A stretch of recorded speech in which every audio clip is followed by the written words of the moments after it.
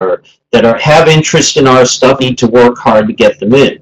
Millennials. That's that group of people coming on here that are just getting jobs, just getting money, and they want to spend their money. 25% of the population is are millennials at this point, and that's going to increase. Hispanics, a very large, increasing part of our population, as you can see on the screen there. 29% of the population will be Hispanic by the year 2050. And again, this has big ramifications for us. Very family direct group, very interested in horticulture, especially when it comes to vegetable gardens, that kind of thing. So a big upside there. And this one was surprised me, young men. The new top spenders in our industry at more than $100 a year. And that's we've been traditionally a women's industry. There's no two ways about it. So this is also something I believe that's a pretty hopeful sign for us. So that's a big trend that the new consumer is out there. We have to find a way to take advantage of. The next trend, well, well-being from the outside in. So and what this means is that people are willing to buy, people are willing to put money into their own well-being and their family's well-being. We know for a fact that kids are much more environmentally friendly, and they are a lot of times, much as our generation, where we would go home and say to our parents, "Hey, Mom, did you ever think about recycling stuff?" Well, of course, now recycling is the accepted norm, but back in the 70s, back when Earth Day first came out and all that kind of thing, it definitely wasn't. The kids now are much more on this, making the world safe, that kind of thing. That's a big thing that we can take advantage of. Health benefits. Well, who isn't doing things like, as you can see in the picture, with drinks and at home, and gardening is part of that freshness, that ability for us to provide those veggies, that kind of thing, that growing at home, that local feel is extremely important. And guilt-free buying. I think there's an increasing group of people out there that are out there and want to spend money, and they want to do the right things. They want to be a steward of the environment, but they're willing to spend the money, and they're eager to spend the money. So what do we got to do again to take advantage of this environmental and health movement and this opportunity that we have, that people are willing to spend money to be a good steward of the environment? Color pops. Well, color is always a big thing in our industry, and we know that. And the more color, the better. Color is very important. At Pride's Corner, we kind of are focused on that as far as our weekly orders are concerned. But I would tell you that the interesting thing is color is, in my mind, the least common denominator for getting in and being a garden center. But what are you doing with that color? Are you just putting it out there, or just leaving it for people to use it for their own devices, or are you giving great suggestions out there of what people can do with color? Those out-of-the-ordinary things, that great amount of imagination that I know people in our industry have, but a lot of times we just get so focused on the day-to-day stuff that we really don't use our imagination. Just looking at that slide right there with that set of genes and the plants growing out of that, it's such a unique thing, and we have all those kinds of things that we can do in this industry. But the question is, are we really doing this? So it's a challenge for you guys to look at this and say, what can we do to make that color into an ally instead of just throwing it out there and hoping for the best? Guard entertainment. That's an interesting word, isn't it, where that hyphen is? But guard entertainment. It's a very big thing. And this has been a trend that's been out there for the past couple years. And we know that outdoor living thing is very important. And we sell a lot of plants for patios, a lot of other things that you sell at your garden centers, obviously, that have to do with entertaining outside. But there's a couple great points on the screen that you'll see here. One that I was very interested in is that homes to shrink by 10% in 2015. That's an interesting one, and it leads you to ask why that might be happening. But I have my own theories on that. I have a feeling that there's a lot of people, especially in the baby boomer generation, that are moving out to smaller spaces. Their kids are leaving home. They have these big houses, this big, of course, as we know in the 80s, 90s, and the early 2000s, the McMansion kind of mentality was out there. But a lot of people are moving away from that, going to more manageable spaces. And you leave some of those millennials that are coming into the market that have less to spend on a house. It seems reasonable to me that they're going to be smaller spaces. So that outdoor space is key to their entertainment. Quick fixes, these are things that you can sell that will immediately define that area. I'm having a party this weekend. I need to get my area ready. These are all trends that you've already seen some in the garden center, but a key thing to take advantage of.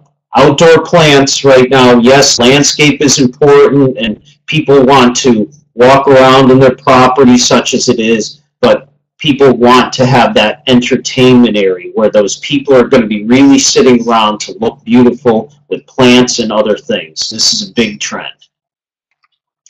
And this next trend is really a part of that, and that is that the bite-sized decadence, or the portable gardening. And it makes sense with people entertaining outside that you need more pieces that you could move around, and also unique things, really exciting things that people can stop and talk about when you're entertaining them. And given that some of these places outside are small, obviously big things have to happen in small packages. And there's a number of different unique things that can be done, different containers, different things that we probably would never even think of planting in, but maybe we should. And I'm happy to see a couple things on this. Succulents are the new gateway plant. Let's face it, who doesn't like succulents in the garden center? Who doesn't? What person, whether they have great garden knowledge or no garden knowledge at all, it doesn't gravitate towards succulents. Loads of great forms. A lot of them aren't hardy for around here, but it doesn't really matter. That's the thing. Remember what you're doing on decks in these small space gardens. You're really using them as entertainment value. You get great value out of a tropical, out of succulents, out of any number of things, and then you just redecorate the next year, and there's nothing wrong with that.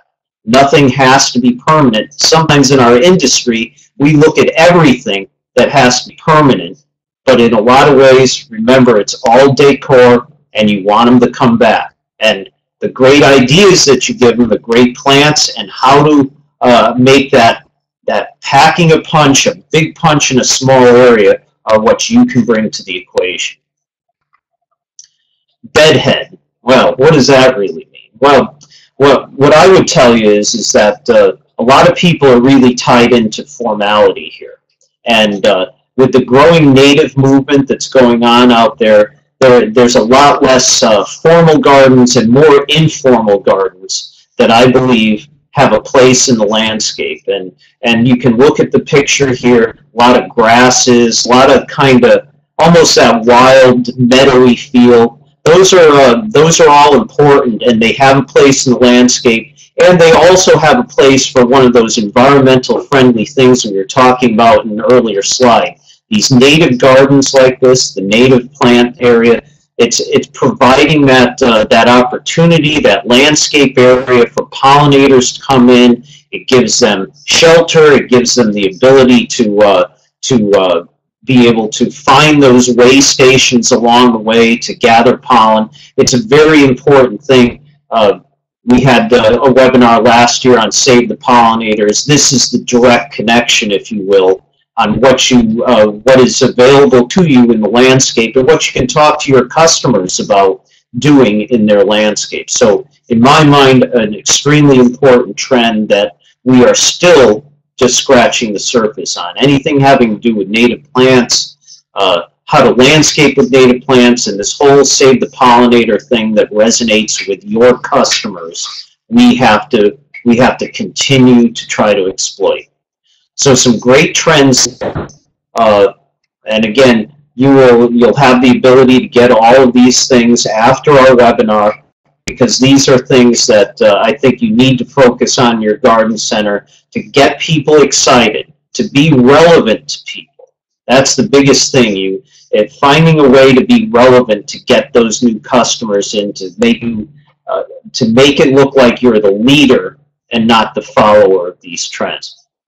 So we gave about 20 minutes about trends, and I'm hoping that a lot of you guys aren't just nodding off right now in anticipation of these great new plants. So let's just jump into the plants now, wake everybody up, and get people excited about what we have going forward for this spring.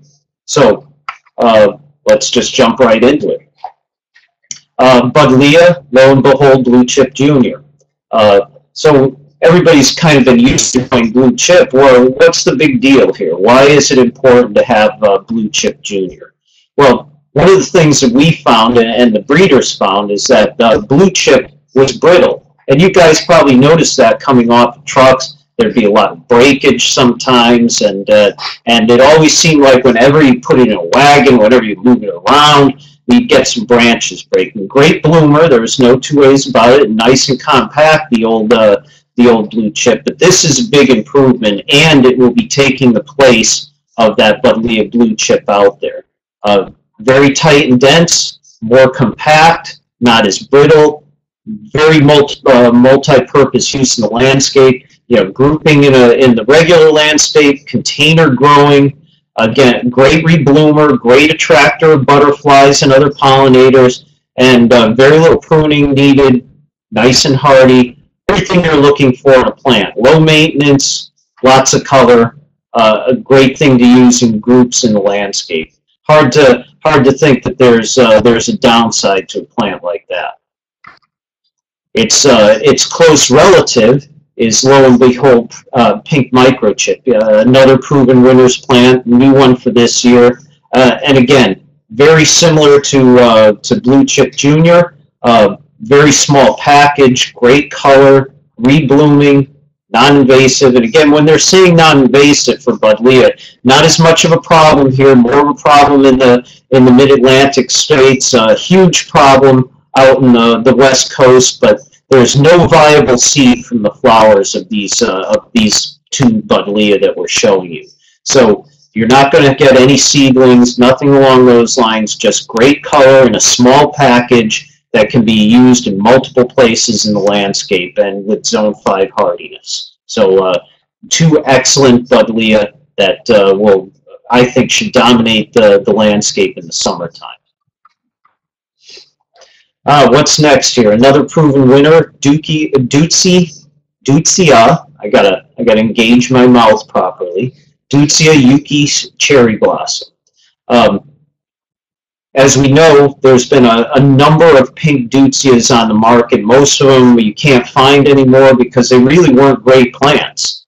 But last year, proven winners had Yuki Snowflake, which we found to be a great plant, large flowers, incredibly intense bloom with white flowers. Nice compact plant, great, really a good plant, a great addition to the genus.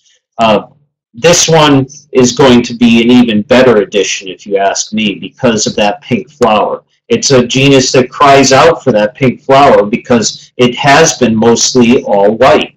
And this is a great compact plant, good coloration, heavy bloom, deer resistant. We all need that out there, as we know. Almost everybody has that issue. But very compact, Zone 5A hardy. I think a great new addition. Frankly, this plant did not make our first round of order forms, and we've got plenty of availability on this plant, and we'll have plenty of availability to sell as you need it when you're reordering in the spring. This is one that we're bullish on, and you should be too. That's Deutzia Yuki Cherry Blossom. See, I can actually say that and not sound like I'm speaking a foreign language. Here's another Deutzia. This one's called Creme Fraiche. Again, one of the white flowered ones, but look at that variegation on that foliage. Now, here's a great twist on this genus, on this easy to grow genus. Very similar size to Nico, but has variegation, has that nice set of white flowers. As we know from Nico, Nico's a great bloomer, very intense bloom. This is going to be the same thing. Great for containers, great for breaking up a green foliage area with that great variegated foliage. It's going to really have great color all year. Deer resistant, and again, zone 5 hardy. Really, another Deutzia has been hot this year, and why shouldn't they be? They're just a great group of plants, easy to take care of, and it's like what customers are looking for, quite honestly, is easy plants that have a lot of reward. Hydrangea macrophylla, Let's Dance Blue Jangles. Let's face it, hydrangea runs the world, doesn't it, these days? Without good hydrangea, I'm not sure what we would sell. It's that popular, and we see it at Pride's Corner. You see it at your garden centers. There's always new hydrangea out there. This is another proven winners right here. It's a great bloomer, very compact. That's one of the big things to take away from this, is how compact it is. It's a rebloomer, blooms on old and new wood, good stiff, sturdy stems, and it blooms. So you can see just from those pictures back there that and those pictures, by the way, were taken in Michigan. So they have a climate similar to ours. It's obvious that these are good rebloomers, and again, great size, good blooming, zone 5A hardy. That pink flower that's in the bottom left, if you happen to have alkaline soil, that's what you probably get. But since most of you guys, I think, are kind of northeast corner guys, that blue is what you can expect out of the soils in our area. Hydrangea Paraplume, another proven winners, and I think the biggest thing to look at is look at that flower form right there. Look at that unique double floret. A couple things that I really like about this. Makes that flower head actually look even fuller, doesn't it? That's kind of a neat thing. And it's really a dependable bloomer also.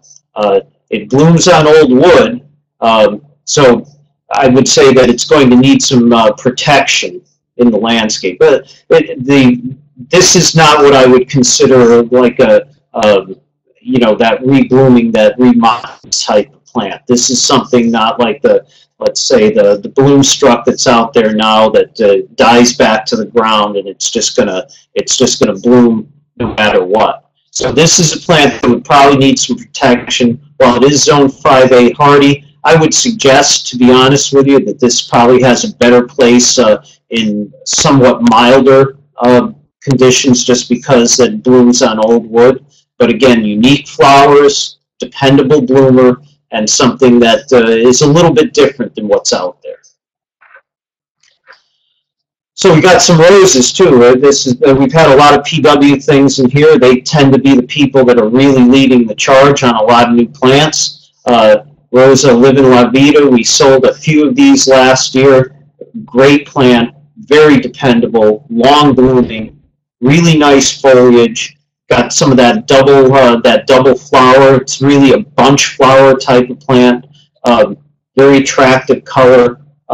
Can be used in a landscape. In my mind, this is another one of those great roses for grouping in the landscape, for doing that big flush of continuous color during the spring and summer months. It is an en route plant, quite hardy, and it does have really good disease resistance. And I would say that I wouldn't come in here and say that this is total disease resistance, that you never see an issue on it. But again, most of the roses that we are growing these days, we have chosen because they're their own root, and they have a lot better disease resistance than the old plants the old roses did. And I look at roses in this way, and I know a lot of people at the garden centers want to pigeonhole roses to be that kind of, got to get them in for Mother's Day, got to be out of them for Memorial Day. And for teas and climbers, I get that. But I think where we fail in this industry is using these wonderful landscape roses and carrying through the season, the summer months, and actually using them as shrubs, because that's what these really are at this point. They are great flowering shrubs, much in the same way of any long blooming summer shrub, and yet we insist on thinking of them just as roses, and that's to our detriment right now. We've taught our customers too well when it comes to this, and we've taught them our prejudices about roses. So there's more out there than just knockouts and things like that that can be an all-season rose, and what I would call that beautiful flowering summer into fall flowering plant. These are things that we have to catch our own prejudices and move on and take advantage of what really is going on there in the world of roses right now. Another proven winners one, that's this Oh So Easy Double Red. Brand new this year, really attractive. As you can see, it's a seedling of double knockout. It's a little bit more rounded, a little bit more compact, continuous blooming, not a lot of cleaning needed. Again, as you can see, quite disease resistant, hardy, own root, all the important things, again, to make you want to use these plants as an all-summer type of never-ending, if you will, bloom flowering shrub. Sambucus Lemony Lace. Well, I know a lot of people have used black lace quite a little bit. This is probably the golden version of that. Again, great looking plant, great texture, great color, as you can see, dependable bloomer, has that red fruit, which is a bonus out there. Maybe you'll get a chance to see that before all the birds and that love this fruit will come in and take it from you, but it's very attractive. Again, very easy to grow, extremely hardy, and I think that this is another great opportunity to fit in that Japanese maple niche, if you will, that kind of great texture, and where you've been using Sambucus black lace. A good plant to, and again, a first-year plant that you should have. So this is a plant that for us is probably going to be available probably around the end of May or the beginning of June. And this is another in the series of Spirea, in the double play series that Proven Winners has put out. So what distinguishes this plant? Well, it really has a great amount of interest throughout the year. It's got wonderful burgundy tinged foliage. It's got great form, wonderful mounding habit, very dependable bloomer. It's a white flower, a little bit different from what you're getting in the other double play series, but good summer, good fall foliage color, dependable bloom, great hardiness, something that you can mass in the landscape. Again, take a look at it. It's definitely a more compact plant. I've heard some people looking at this and saying, geez, I know in New York, barberries may be leaving us. That's not totally true, but there's going to be people that may be coming to you for plants that might be good substitutes for things like barberry that are just as hardy and just as easy to take care of. This may be one that has some of the coloration that might work for that, but don't worry, we're looking ourselves, maybe in another webinar in another year or two, you're going to see some great barberry that will be legal in New York that we're going to have, that we're going to be excited about. So take a look at that. Okay, Raymond Evison Clematis. Now this is a new program for us, and but what is great about Raymond Evison Clematis is loads of great varieties, huge flowers, compact plants, lots of rebloom, so a much longer period of bloom than what we've had with, let's say, our old-fashioned, what we would call generic clematis.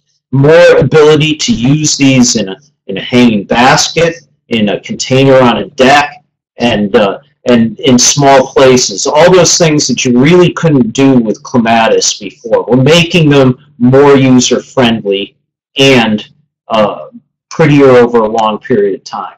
So if you have not been on board with Raymond Evison Clematis, I think you're missing the boat.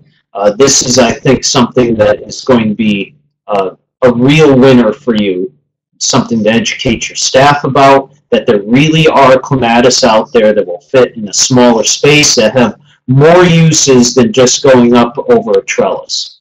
So we've included a number of varieties here just to give you kind of an idea of the color spread that's going on out there.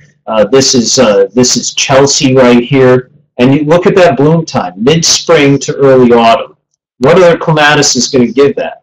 Look at that. Look at the hardiness. It's compact, 2 to 3 foot. These are plants that really should be turning the Clematis world on their ear. Here's Etta, a little bit larger, 3 to 4 feet. Again, late spring to late summer. Great hardiness, compact, and many of these plants. Raymond Evison, who's come up with this brand and who's breeding all of these plants, is really just such a fixture at the Chelsea Flower Show. He's always winning an award over there, and his Clematis always dominate at the Chelsea. So great color on Etta here. Ice Blue looks mostly white in that picture, but it really has a tinge of blue in there, kind of especially in shadier areas, kind of an interesting two-tone type of thing. Look at the size of those flowers, 6 to 7 inches in diameter. That's immense flowers. Blooms early, continues blooming late. This is a little bit more sizable one that might be more of that more old-fashioned niche. But look at that flower. That is spectacular. Clematis Kingfisher, another one of the larger ones here. Large flowering, sturdy grower, very free flowering. You can see it in a container on the left over there. Look at that, look at that coloration. Sort of reminds you a little bit of Jackman Eye. It always seems like it comes back to Jackman Eye in Clematis, but everybody needs that deep blue, purple one. Look at that, huge flower, beautiful color. Picardy, great red, another compact one, very free flowering. Again, you can see use in hanging baskets. These are just, like I said, great Clematis that really should have a place in your garden center. They'll come in with a wonderful package with a trellis on them, a pot wrap, a Raymond Evison pot wrap, and one of the things that you want to instruct your customers is that when they take that pot wrap off and they open it up in the back, there is just untold amount of information on caring for Clematis, on using them in the landscape. It's just the greatest takeaway of a program that you can have. So I'm beating it a little bit to death, but in my mind, this is an underutilized thing in the garden center. And again, look at this, bloom all year. You're not tied into just 2 weeks in the spring when they're blooming in containers. These are going to bloom a lot longer, and so they have a lot longer shelf life too. That's very important. And this is Clematis Sally. I threw that one in because of that nice two-tone look in that. Again, very popular, holds its color well in the sun, free flowering, all hardy. Again, you get the idea. These are something, and this is only 6 or 7 of the 18 varieties of Raymond Evison Clematis that we have here. So if you're not familiar, then talk to your sales team because they can tell you exactly what we've got. So let's move on to some great perennials here. And of course, a lot of our business, especially as we start into the spring and summer, are really kind of completely wrapped in this. And we've got, I think, some neat plants for you to work with this coming year. Coreopsis Little Bang, Enchanted Eve. This is part of a series of Coreopsis, as you know, because there's been plenty of those that we have grown in the past of this series. So what makes them so good? Well, Here's a couple things that I see right off. Look at that bicolor flower. Very nice, very attractive. Deer resistant, well, all the coreopsis are that. That's a great thing. Long blooming from early summer to early autumn. Disease resistant. This is a good thing because, as we know, a lot of these coreopsis have had a tendency in certain conditions to be kind of powdery mildew and have that kind of ugly foliage because of that. This has more disease resistant, great for rock gardens, containers, massing, and as you can see in that note up there for you northern guys, the more cool night temperatures you have, the more red you're going to see. So very interesting one that I think at 8 to 12 inches, a great thing for massing. Another one of the powwow series. This is one of the good things for growers like us are great blooming echinacea that we can get from seed. Why do you say that? Well, it's because these things will bloom right away. They'll bloom right away in the container, in the landscape. It really moves up the flowering window quite a little bit. Powwow white, heavy bloomer, fairly compact. You can see from the picture that there's a lot of bloom and bud going on there. A bright white, great kind of yellow cone right there, good contrast. The stems are long enough to use for cut. Very easy to grow plant. A great addition to the echinacea line that is going to be very good about coming back in the landscape. Let's face it, some people have had great luck with some of those the different colored echinacea. Some have not. They're all great in the garden, and some people have had really good luck. But this is a dead easy plant to grow and will easily be back in your landscape. We just talked about some of these wonderful colored echinacea. Echinacea double scoop mandarin. We've had great luck with the double scoops, to be honest with you. They're good and hardy. They seem to be much tougher plants than many of this kind that are out there in the market. Dense branching, heavier flowering, long bloom season. Again, these are the things that you can use in the late spring, summer, and fall to get people to the garden center and excited about buying. This is a good plant that we are bullish on. Well, the sombreros, listen, who hasn't done well with the sombreros? These have been short, dense, wonderful container plants for us, easy to grow, and they just keep on giving color-wise. What's neat about the sombreros is they have that kind of compact flower, that sort of blunted rays there, but they really are very attractive flowers. I love these in containers. I use them in a container. They're great in the ground. And this is just part of the rest of the sombrero series right here that has very similar plants of different color. It's a great way. Everybody should have sombreros in their garden center throughout the summer months. That's how good these plants are. Veronica Sweet Lullaby. Well, one of the great things, and maybe some people are a little unaware of what's going out there in the proven winners market, but there's a lot of proven winners perennials now. And we at Pride's Corner are really excited about this. We feel that we do a great job with the proven winner shrubs, that it's a huge item in many of your garden centers. And what better way, to be honest with you, than to have a line of perennials that people will say, hey, I know the shrubs are great proven winner shrubs. They've got great proven winner perennials too. This Veronica I love, wonderful color. Look at that nice light pink color, but it's not a washed out light pink. That's what I like. It's still distinctive. As with all Veronicas, it's deer resistant, it's heavy bloomer, and it's compact. Look at that, 4 to 6 inches tall. That would be the plant when it's not in bloom. But look at how compact that is. You add another 6 to 8 inches on that flower, and you still only have a plant that's going to be 10 to 12 inches tall. There's a lot of places in the landscape for a plant like that.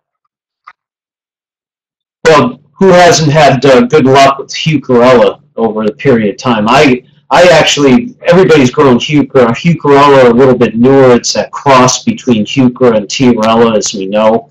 And I find that the heucherellas tend to be a lot better in this kind of yellow shade. Yellow and reds seem to be a lot better. This happens to be that chartreuse type of thing with the burgundy veinage. But I'll have to say I find that heucherellas tend to be extremely easy to take care of. They are really versatile for containers. They're extremely hardy.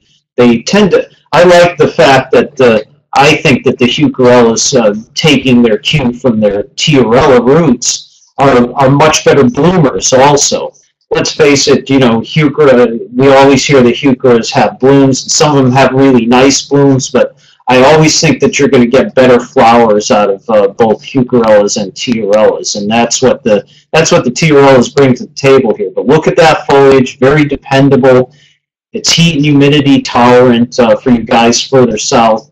Again, very versatile in the sun and shade, and dense and spreading.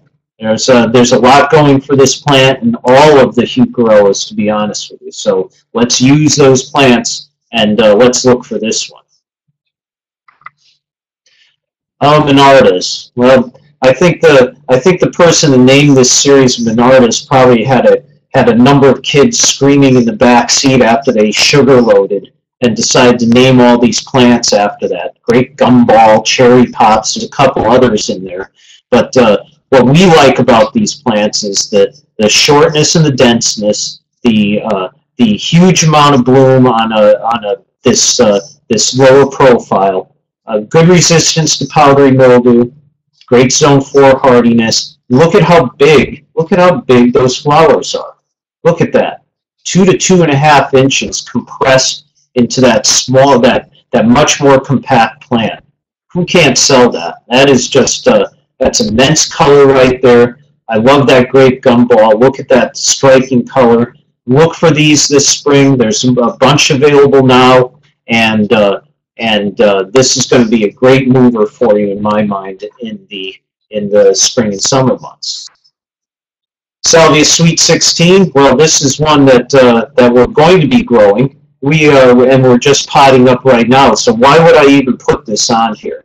Well, salvia, we know that there's great white ones, there's great purple ones, but there's really not been a great pink one. We are thinking that this is going to be the real good pink blooming salvia, and the world needs that. This I think that color shade that is distinct, it's vibrant, it's a great rose color. I think that this has a place in amongst the May Nights and all the other all those other salvia that we're selling like crazy out there.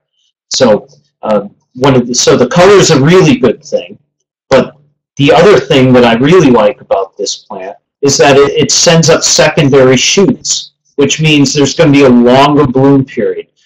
The May Night is great when it's blooming. It is just, you can't keep your eyes off of it, but as we know, it has a pretty narrow window of bloom. This will have a wider window of bloom, and I think that this is something that really speaks to what you want, which is longer shelf life. So late spring to early summer still. Love the color, and that side branching should be a big plus for you. Look for this as we get towards mid-spring. Heuchera Grape Expectations. Well, the name is wonderful. And it's a great looking plant also. What we're finding is that where a lot of the improvements are being made in heuchera is in this purple shade, this kind of iridescence that is going on out there now, which is so much more improved over what was out there. Great thing is the Velosa hybrid. If you know anything about them, they are probably the toughest, strongest growing of any of the heucheras that are out in the market.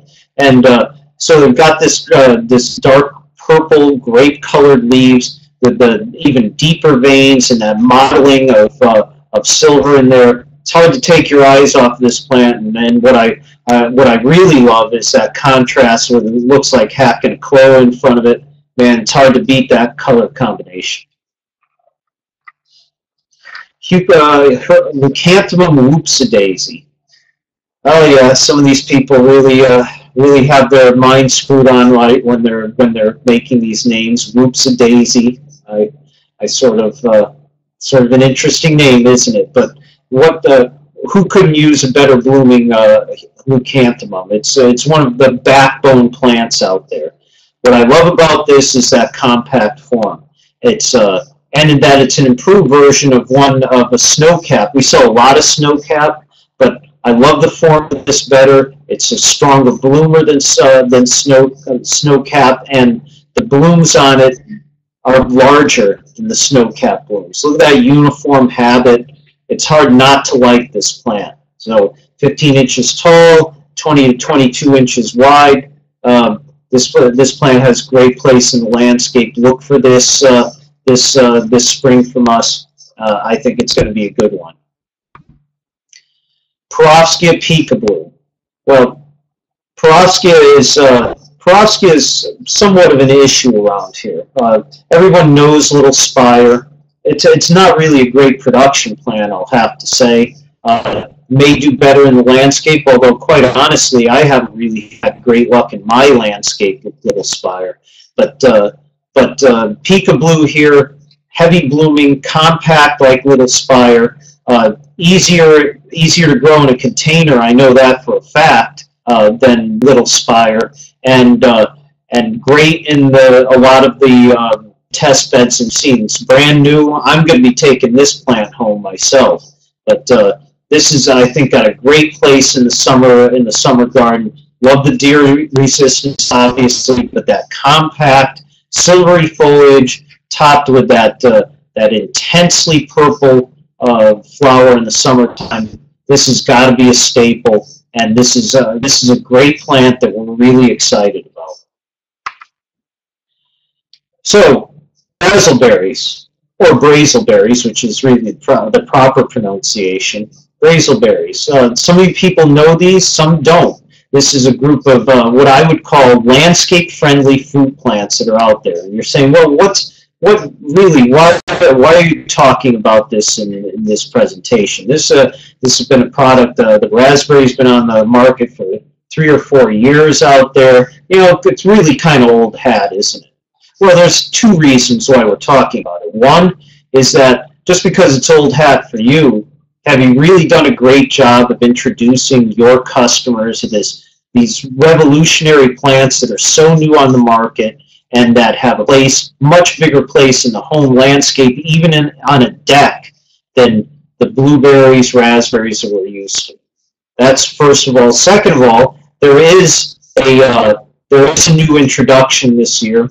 A very good-looking plant, lower right-hand corner of your screen right there. It's blueberry. It's pink icing, blueberry pink icing, and we have sold out of this year, and a lot of it is because of that picture.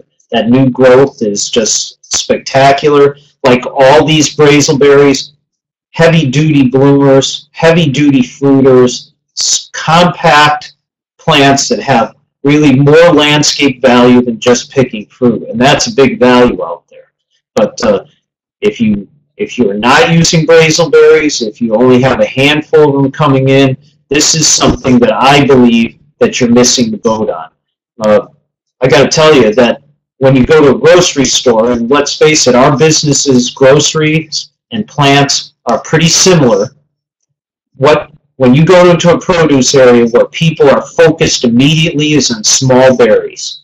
They go immediately to blueberries, raspberries, strawberries, that kind of thing. It's the most popular part of any produce section in a grocery store.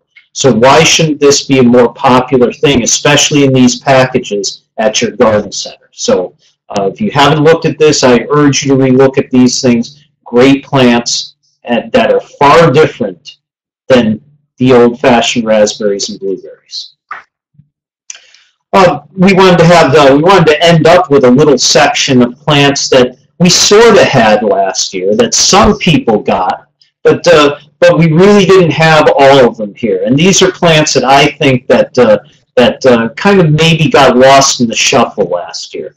And so we've got about a half a dozen of these to end up the webinar here, and then we'll take questions.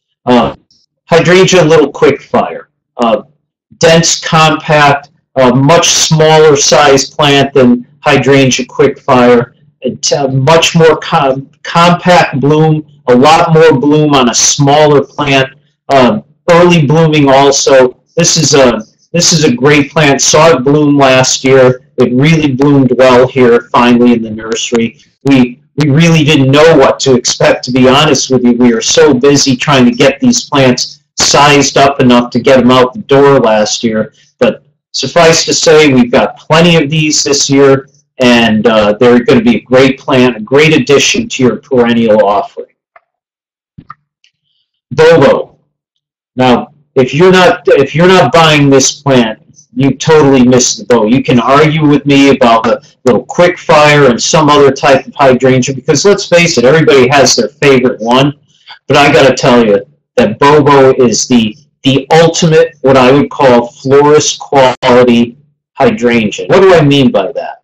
Well, the plant's very uniform, very dense, and it blooms like crazy. I have seen our plants last year. You look at this picture on the screen, you say, hey, there's a lot of bloom there, a lot of bloom.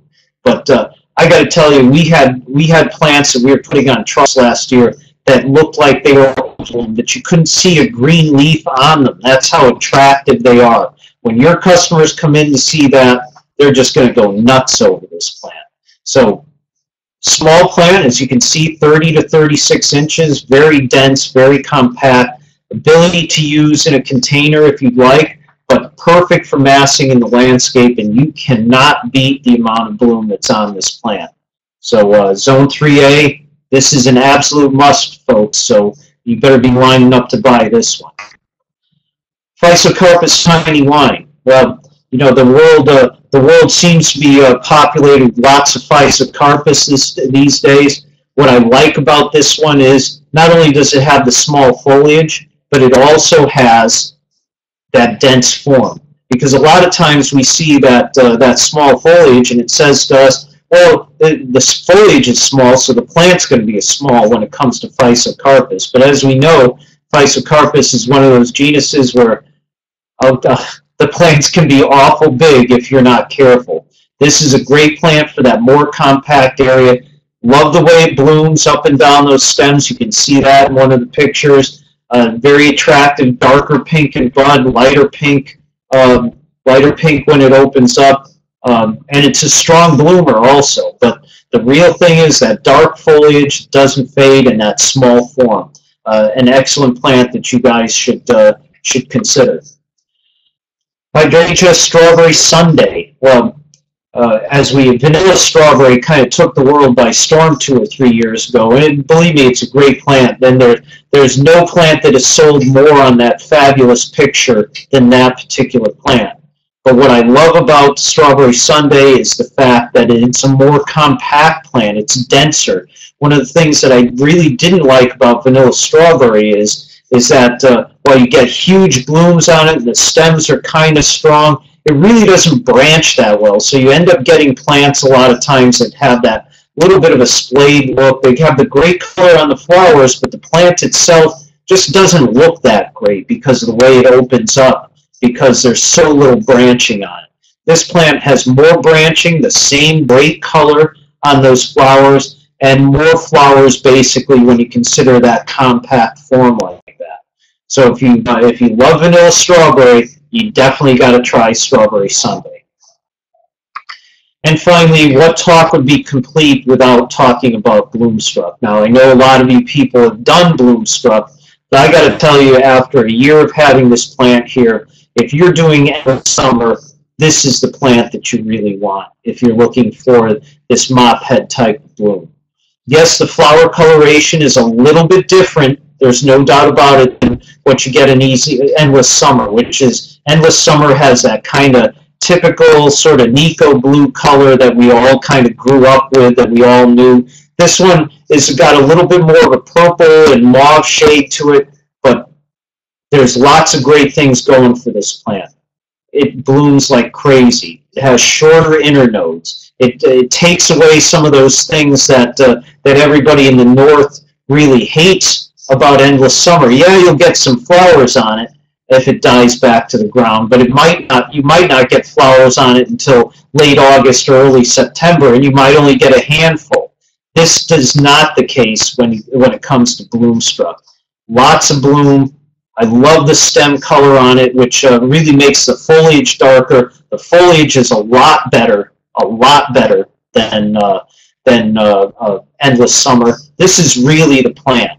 You know, Endless Summer is always going to sell for you. It's a landscape staple now. But if you want to impress your customers out there, this is really the plant, right, that you can bring in the Endless Summer line that people are just going to have a huge wow factor about. And yes, this is a rebloomer. It blooms on old and new wood, and a great way, in my mind, to close this this presentation portion of the webinar with a plant that is just, if you're not doing this, you ought to consider, if you're not growing and selling this plant, if you're not selling it, you should consider whether you should really be in the business, because this is a hands-down moneymaker for you.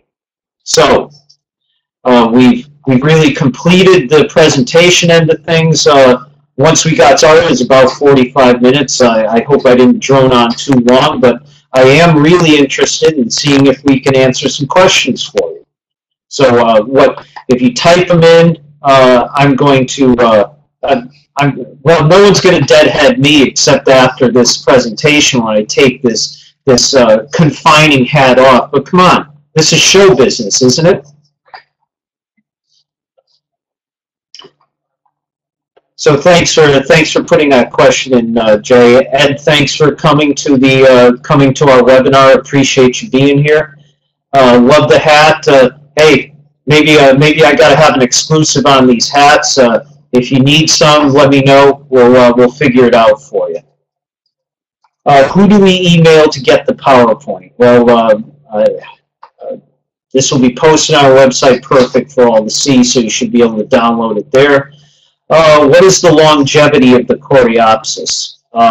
If you mean longevity in bloom, it's a long bloomer during the season. If you're asking me, is it sort of one of these biennial things that kind of fades out over a period of time, over a number of years, I would tell you that this is not the case. This series has been pretty strong in the landscape, and I think that you should be very happy with that coreopsis and should sell it with confidence that people are going to have it as a good long lived landscape plant.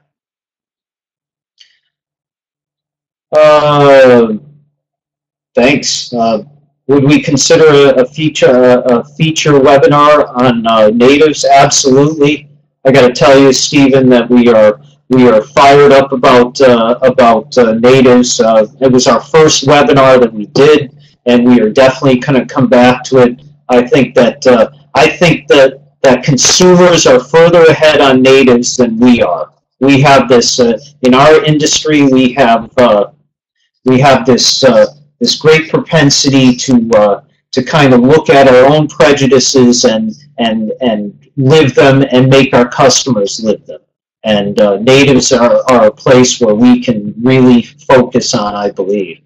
Why is Dutsuhi's cherry blossom described as 10 years? That's really just giving you a height after 10 years. So don't worry about that. They're estimating what a mature plant would look like.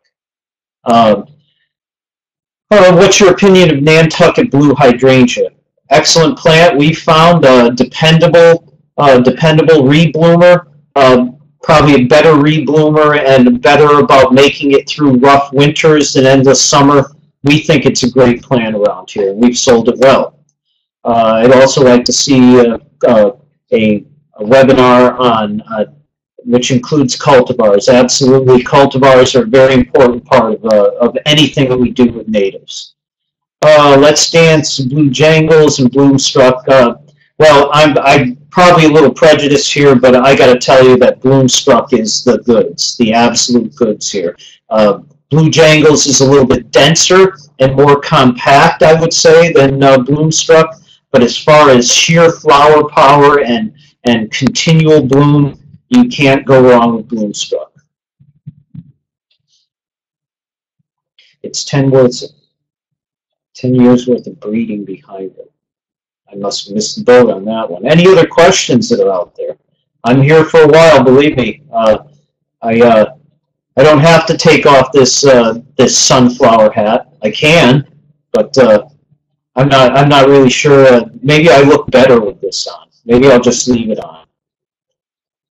Thank you, Ontario Orchards. Appreciate you being here today. Which Oh So Easy, the double red, Rosa Oh So Easy double red. What's it similar to in the Oh So Easy line? I actually don't think it's really similar to anything in the line except for the disease resistance end of things. That double red flower and the form, I think is distinguishing between other plants out there. So I would tell you that it's a little bit different in my mind than a lot of the other Oh So Easies. Live in La Vida rose. When does it begin blooming? It doesn't need deadheading. It begins blooming, I would tell you, in the landscape, probably about mid to late May. It's a strong bloomer. Does it need deadheading? I would say that it probably could use some light deadheading, but if you did not do it, that it would not ruin the appearance of the plant and it would still rebloom for you. Tom asks, has the Deutzia Creme Fraiche proven to be stable? We have seen it as stable around here. Now, let's face it, every variegated plant has that possibility of reverting. We do know that, and some more than others, and we all have experience with that. But I have not seen that. I have not seen a preponderance of reversions when it comes to Creme Fraiche. Jane, I know you're excited about spring. I got to be excited about spring. Why else would I be wearing this thing? Anything we can do. This is sort of like in baseball, where people wear rally hats to start a rally in the late innings. This is my spring rally hat that I have on here now. So I'm hoping that everybody else does this also, so we can kind of get this cold weather and snow out of here. Come on, get with it here, guys. Any quick remarks for inspiring PCF conifers? I would say this is not exactly inspiring. I hate to say, because we've sold out of a lot of our conifers for this year. I think what I would ask of you, to be honest with you, is that if you have some great conifers that we are not growing at this point that have sold for you, give us a suggestion. Send us an email, because we're always interested in trying to find out what you think is great out there in your market, so that we can help get you more plants. So definitely, Stephen, if you can get me that, we'd love to see what we can find out there. Thank you for joining the Legion of Flower Hat wearers, Angela. I appreciate that. I think maybe you should have a day at your garden center where all your employees wear these hats. I mean, people would remember you. I would tell you that, and so let's get on it. Everybody get these hats. I want to see the sunflower head day at everybody's garden centers this spring.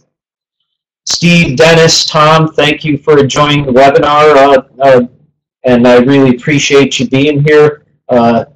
Megan and Laura, same thing. Again, if you have any questions, you can put them in now. You can email us. We'd be happy to get back to you with any information that you might want. And please do the survey that you see on the screen. It helps us in trying to focus more on what we are doing and for the future.